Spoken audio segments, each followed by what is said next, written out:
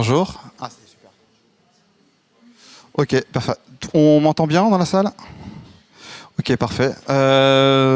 Donc, nous, on est Solaronics, OCS, fabricant de pompes à chaleur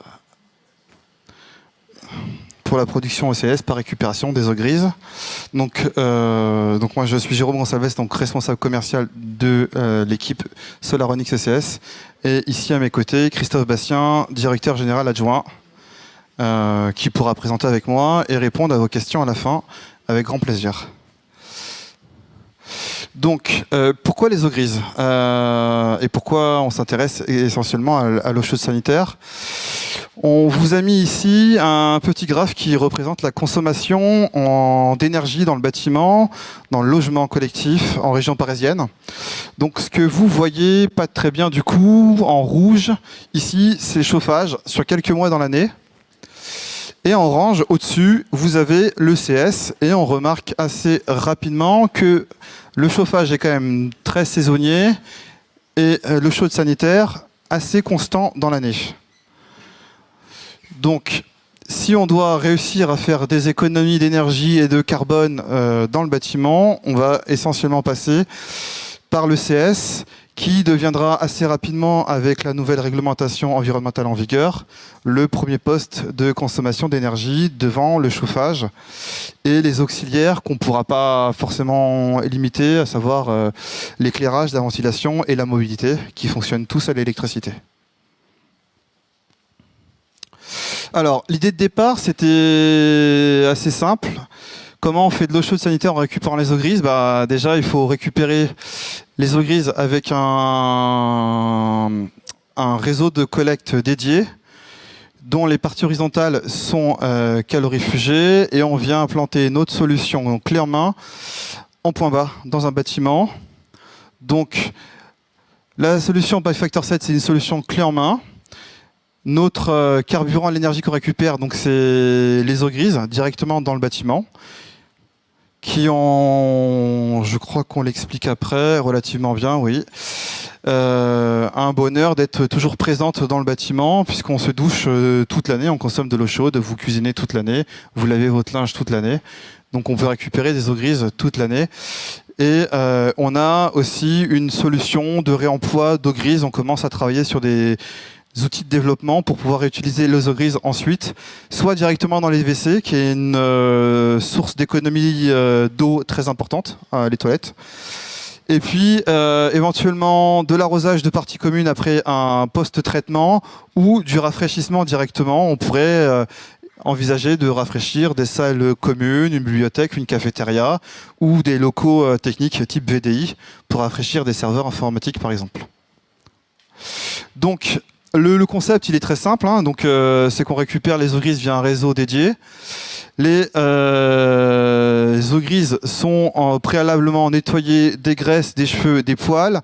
Elles tombent dans le local technique, ce qui nous permet en fait d'avoir une solution en point bas directement, sans impact, on peut dire architectural ou laisser libre cours à l'architecte, puisqu'on ne met pas de module extérieur, ni en façade, ni en toiture, pas besoin de panneaux non plus acoustiques, et on a un accès facilité pour la maintenance, c'est-à-dire qu'on n'a pas besoin de bloquer que ce soit un ascenseur ou un couloir pour intervenir, si nécessaire, sur des pompes à chaleur.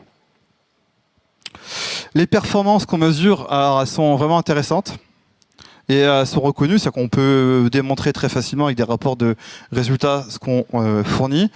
Vous avez sur la droite, c'est pareil, je ne vois pas très bien, la consommation d'énergie pour la production d'eau chaude sanitaire, pareil dans un bâtiment de logement en région parisienne. Au cours de l'année, donc vous avez des gros pics de consommation qui correspondent plutôt au automne-hiver et un très faible point, plutôt un creux, une vallée là, qui correspond à la consommation énergétique de l'été. Et ça s'explique parce que l'eau de ville, l'été, elle est plutôt à 25 degrés et l'hiver plutôt autour de 5-8 degrés. Donc ce que vous voyez, les crêtes ici en rouge, c'est la production globale. En vert, c'est l'énergie apportée par les eaux grises et le jaune, c'est la consommation en électricité de notre solution. Ce qui fait que quand on regarde notre production d'ECS. On consomme à peu près 10 kWh d'électricité pour faire 1 m3 d'ECS à 58 degrés.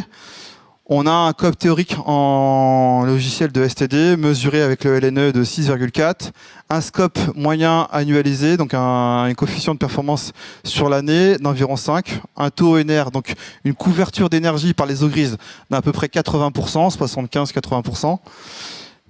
Ce qui nous permet d'atteindre dans les logiciels de STD et dans la vraie vie des indices de performance relativement intéressants. Un CEP donc non renouvelable hein, d'électricité de 10 kWh d'énergie primaire par mètre carré par an et un indice carbone même inférieur à 200 grammes de CO2 par mètre carré par an. Et je vais terminer là-dessus, de belles références à visiter si vous avez envie. Dans Paris, Grenoble, essentiellement des gros consommateurs de CS, des bâtiments compacts, dont le poids de l'eau chaude sanitaire est prédominant par rapport aux autres postes de consommation d'énergie. Donc particulièrement bien adapté aux grands ensembles de logements, aux résidences étudiantes, aux résidences aussi pour personnes âgées. Comment ? Ouais, l'hôtellerie aussi. On gagne des projets d'hôtel et même des projets industriels aujourd'hui avec des douches. Quand il n'y a que des douches, pas beaucoup de poils et pas de graisse alimentaire, c'est parfait. Et ça marche super bien. Ouais. Qu'est-ce que c'est que ça ? Pourquoi il n'y a pas de fin en fait ? C'était la fin de ma présentation.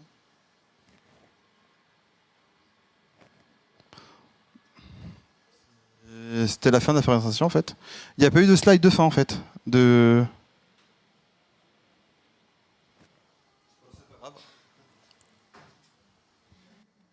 Est-ce que vous avez des questions du coup sur la PAC Factor 7 ? Parce que j'avais plein de...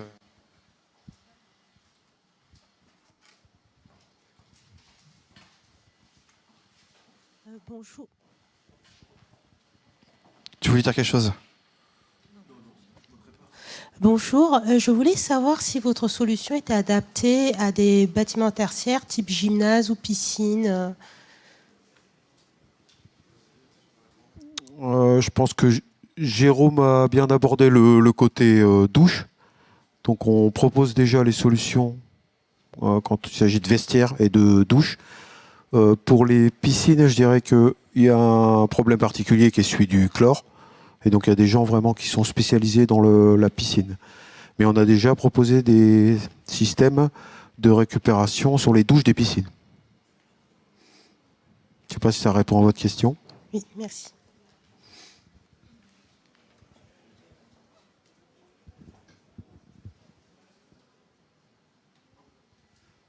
Il y a peut-être un point par rapport à la présentation que je voulais rajouter, qui est que il y a une notion qui permet de bien sélectionner l'intérêt de notre système, qui est la densité ECS en fait ramenée au mètre carré. Si je m'explique pratiquement, quand vous avez un appart qui fait 100 mètres carrés, vous allez faire rentrer dedans 5 chambres d'hôtel par exemple, et donc vous allez avoir un besoin ECS ramené au mètre carré qui devient énorme, qui représente vite 80-90% de la consommation énergétique. Et donc pour les secteurs ou segments où le poids de l'ECS devient très important dans le besoin énergétique global, il y a un intérêt évident du point de vue technico-économique aussi. C'est-à-dire si on raisonne en ratio euros par chambre ou euros par logement. Et dans la résidence étudiante comme dans l'hôtel, en comparatif des solutions autres respectant l'ARE 2020 existantes, on présente des niveaux d'investissement qui sont très intéressants. Je pense qu'on est les plus compétitifs du fait de la taille des projets. Souvent, une chaîne hôtelière ou un hôtel, c'est 90 chambres. Une résidence étudiante, 150 chambres. Et en plus, on apporte un côté économie sur les coûts d'exploitation, énergie plus maintenance, si on fait la somme, du fait de la taille et du poids de l'ECS.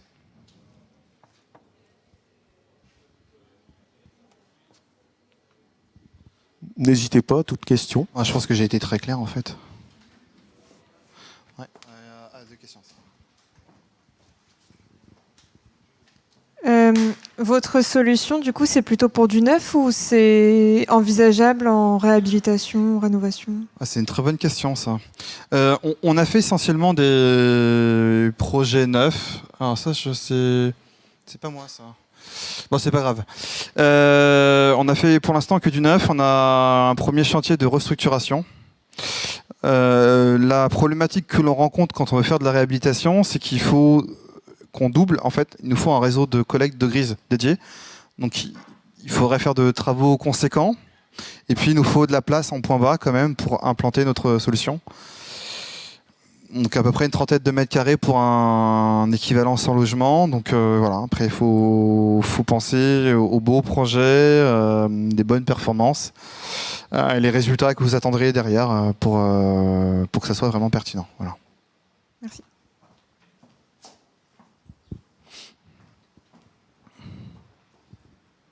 Bonjour. Histoire d'être sûr que j'ai bien compris, l'intérêt particulier de cette solution finalement et d'avoir des pompes à chaleur sur les eaux grises, c'est que finalement les eaux grises sont déjà chaudes puisque c'est de l'eau chaude sanitaire qui a été un peu utilisée et qui est restée chaude et en fait on reprend la chaleur telle quelle pour la remettre dans le réseau. Exactement. Ouais, tout à fait. Si on raisonnait thermicien là ou thermodynamicien, c'est la source froide qui fait l'intérêt de la solution. La source froide présente une température élevée, 25-30 degrés, et stable, puisqu'on a des variations de température été-hiver qui sont très limitées. Typiquement, on mesure 25 minimum en hiver et 32 en été.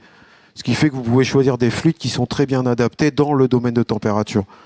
Le tout cumulé avec une pompe à chaleur haut, c'est ce qui permet d'avoir des niveaux de performance de cet ordre-là.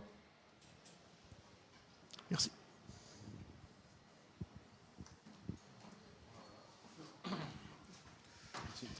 Vous avez évoqué la suite de la récupération d'énergie, c'est la récupération des volumes d'eau.